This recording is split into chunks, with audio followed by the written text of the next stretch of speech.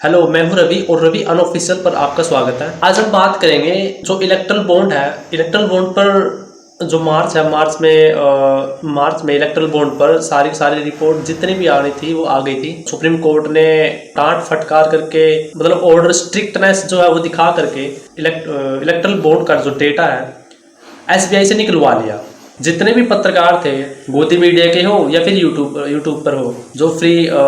Freelancer पत्रकार है, जो चाहे वो हो चाहे फिर कोई और हो, तो इन्होंने सब ने ना इलेक्ट्रल बॉन्ड पर अपनी जितनी भी पत्रकारिता करनी थी, इलेक्ट्रल बॉन्ड पर जितनी भी डिबेट करनी थी वो डिबेट उन्होंने की। अलग अलग आंकड़े निकल के आए, किस कंपनी ने किस पार्टी को कितना पैसा दिया और किस किस टाइम पे दिया और उसका ड्यूरेशन कितना है, कब निकलवाया, उन्होंने सारा कुछ क्लियर एनालाइज करके वो अपना शो कर दिया। जितने भी यूट्यूब पर जर्नलिस्ट है उन्होंने बिल्कुल एकदम से बारीकी से इस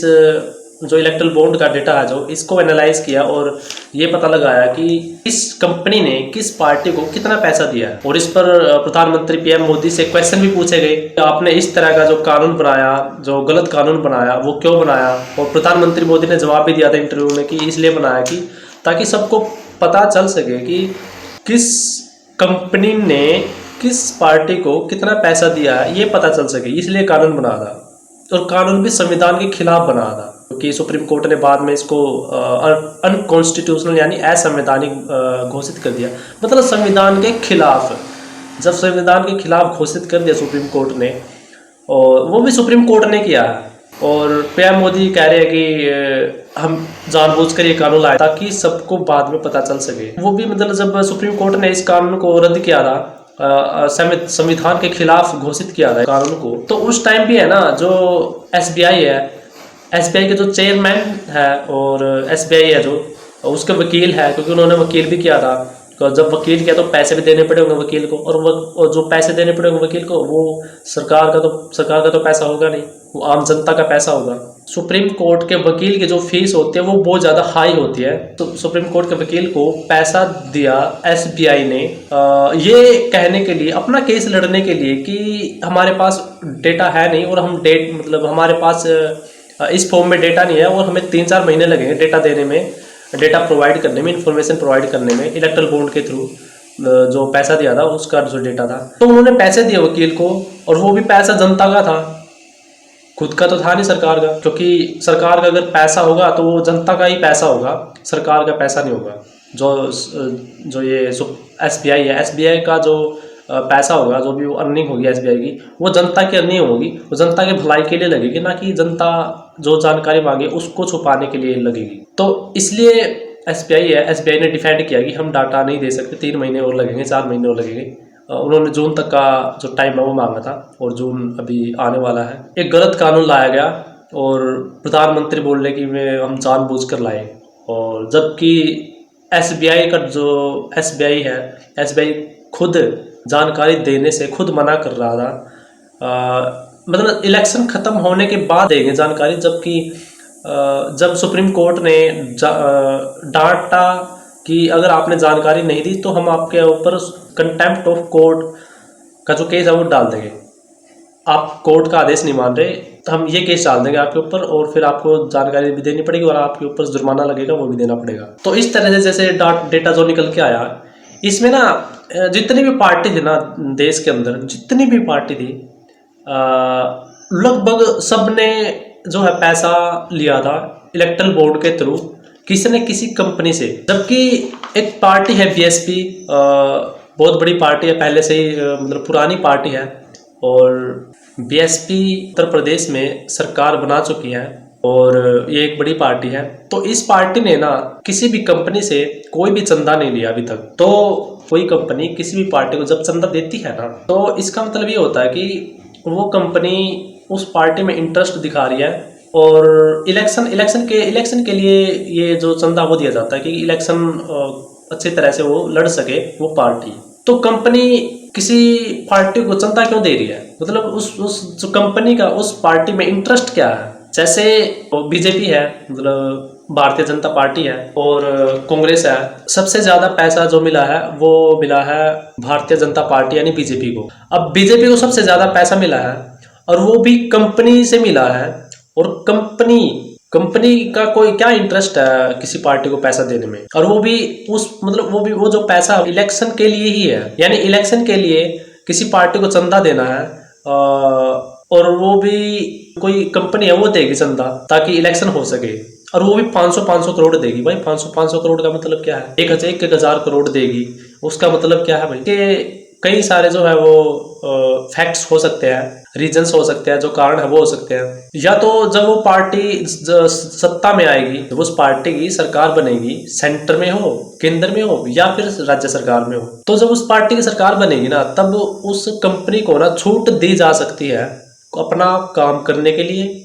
अपना जो धंधा है वो करने के लिए, या फिर कोई नई कंपनी है, या फिर कोई पुरानी कंपनी है उसके ऊपर कोई केस हो गया हो, किसी तरह का कोई फॉल्स केस भी हो सकता है, झूठा केस भी हो सकता है, ईडी का छापा पड़ गया हो, झूठा छापा भी हो सकता है, तो उस जो अगर वो कंपनी इलेक्शन से पहले ही या फिर इलेक्शन से 1-2 साल पहले अगर पैसा दे दे उस पार्टी को, तो इसका मतलब है कि जब इलेक्शन खत्म हो जाएंगे और उस पार्टी की सरकार बन जाएगी, मान लेते हैं कि बीजेपी की सरकार बन गई, तो इसका मतलब है कि जब सरकार बनेगी उस पार्टी की, तो वो सरकार है ना, जो वो पार्टी है या फिर वो सरकार है, वो उसको छूट दे देगी, उसका जो केस है वो रद्द कर देगी। तो ये कई कारण हो सकता है एक। और दूसरा कारण ये हो सकता है, कोई कंपनी है, उस कंपनी को मतलब किसी तरह की परमिशन चाहिए और परमिशन उसको मिली नहीं है, किसी तरह की भी, कोई फार्मास्यूटिकल कंपनी है, मतलब दवाई बनाने वाली कंपनी है, उस कंपनी को परमिशन चाहिए ताकि वो जो दवाई बनाने का जो बिजनेस है और उसको बेचने का बिजनेस है वो कर सके। मतलब अगर उस कंपनी को बिजनेस करना है और उसके लिए परमिशन चाहिए, अगर उसने उस पार्टी को पैसा दे दिया, किसी भी पार्टी को, मतलब जिस पार्टी को उसने ज़्यादा पैसा दे दिया, तो वो पार्टी सत्ता में आएगी या शासन में आएगी, तो वो उसको छूट दे देगी। ठीक है, आपने हमें पैसा दिया तो आप अपना बिजनेस है, जो व्यापार है वो कर सकते हो, चाहे दवाई का भी क्यों। और इसमें सबसे जो बड़ी दिक्कत है, बड़ी परेशानी है इस बोर्ड का जो कानून था, क्योंकि अब तो ये बेकार हो चुका है, सुप्रीम कोर्ट ने इसको बेकार या फिर संविधान के खिलाफ घोषित कर दिया, मतलब संविधान के खिलाफ। तो जब किसी दवाई बनाने वाली कंपनी को कोई परमिशन मिलेगी, अगर कोई दवाई बनाने वाली कंपनी है कि जो मैन्युफैक्चरिंग है वो अच्छी नहीं है, मतलब वो अच्छी तरह से अपनी दवाई है वो बनाती नहीं है, और फिर सत्ता में आने के बाद, शासन में आने के बाद जो पार्टी है, वो पार्टी या फिर जो कोई भी पार्टी, बीजेपी, कांग्रेस या आम आदमी पार्टी, कोई भी हो जो हमारे देश में पार्टी है, अगर वो उस कंपनी को परमिशन दे दे दवाई बनाने की या फिर जो मेडिसिन वो मैन्युफैक्चर करने की, तो इसका मतलब है कि वो अच्छी तरह से पहले तो दवाई बनाती नहीं थी, उसको परमिशन दे दी, यानी जो दवाई खरीदेंगे उनकी सेहत पर असर पड़ेगा और उनकी हालत ख़राब होगी। क्योंकि अभी जो इलेक्ट्रल बॉन्ड का जो डेटा निकल के आया था ना, किस कंपनी ने किस पार्टी को कितना पैसा दिया है, उसमें उस डेटा में हमने देखने को मिला कि बहुत सारी ऐसी कंपनियां थी जो कि जिनकी दवाइयाँ है ना बेकार थी, अच्छी नहीं थी, और उनकी क्वालिटी भी अच्छी नहीं थी, और दवाई खाने के बाद जो बहुत सारे जो लोग हैं उनकी जो हेल्थ है उस पर बहुत ज़्यादा इम्पैक्ट पड़ा था, बहुत ज़्यादा असर पड़ा था। तो इसलिए ना ये जो इलेक्ट्रल बोर्ड का जो डेटा है वो अच्छी तरह से, ठीक है, अच्छी तरह से रिलीज कर दिया, वो भी दबाव में किया है क्योंकि अपनी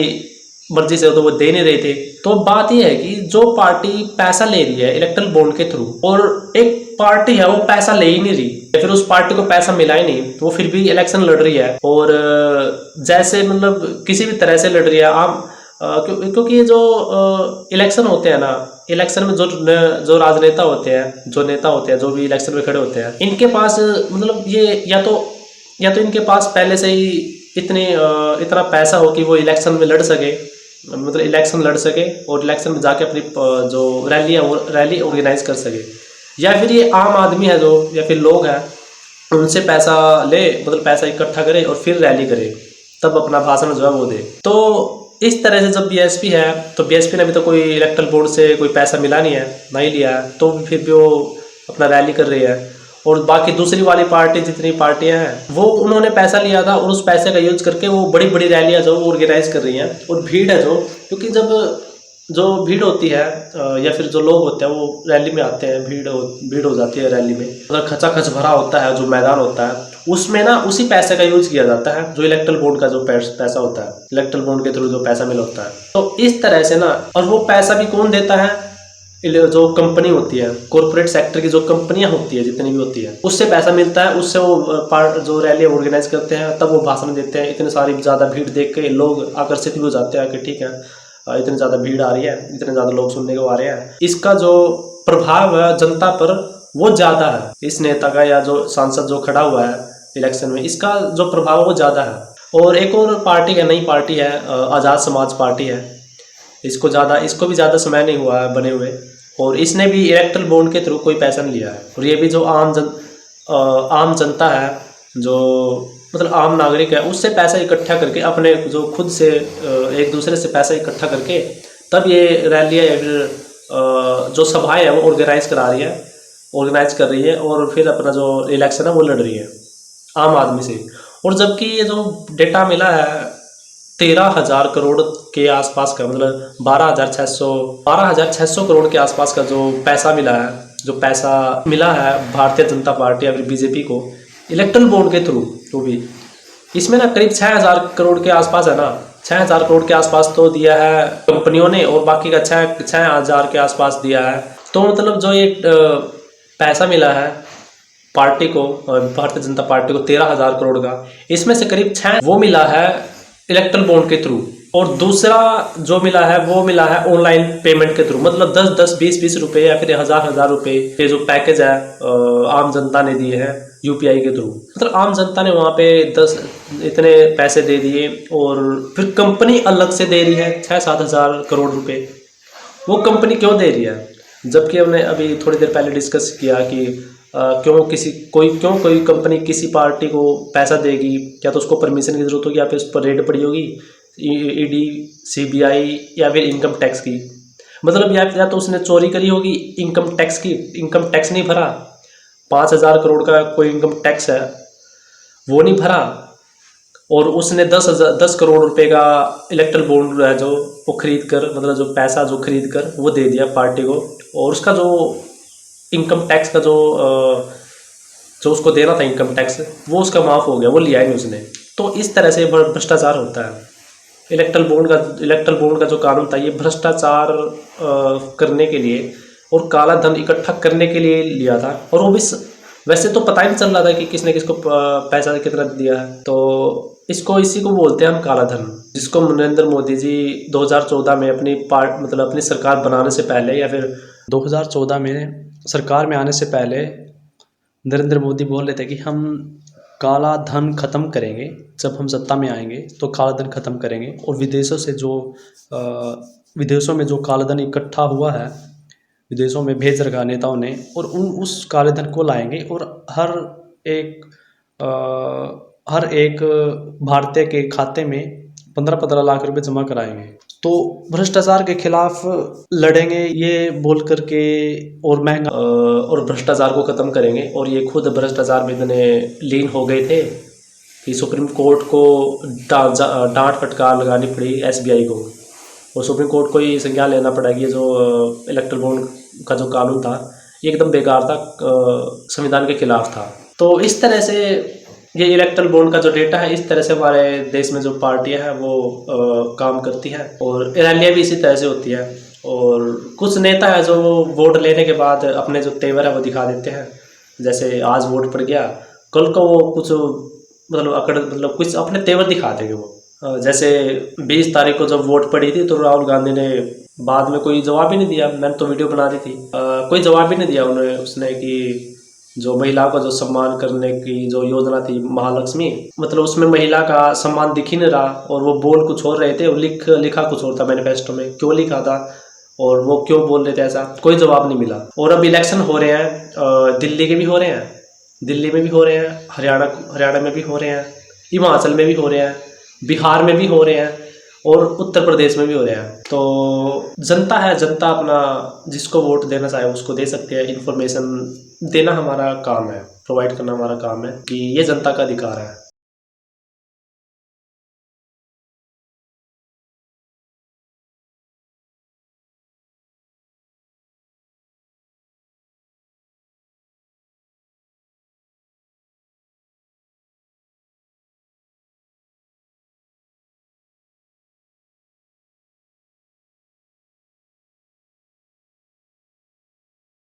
2014 में सरकार में आने से पहले नरेंद्र मोदी बोल रहे थे कि हम काला धन ख़त्म करेंगे, जब हम सत्ता में आएंगे तो काला धन ख़त्म करेंगे और विदेशों में जो काला धन इकट्ठा हुआ है, विदेशों में भेज रखा नेताओं ने, और उस काले धन को लाएंगे और एक हर एक भारतीय के खाते में 15-15 लाख रुपए जमा कराएंगे। तो भ्रष्टाचार के खिलाफ लड़ेंगे ये बोलने के लिए, ये बोल करके, और महंगाई ख़त्म करेंगे ये बोल करके 2014 में सत्ता में आए थे नरेंद्र मोदी। और विदेशों में खासकर जो विदेशों में काला धन इकट्ठा हुआ है उसको हम लाएंगे और हर एक के खाते में 15-15 लाख रुपए जमा कराएंगे, ये बोला था।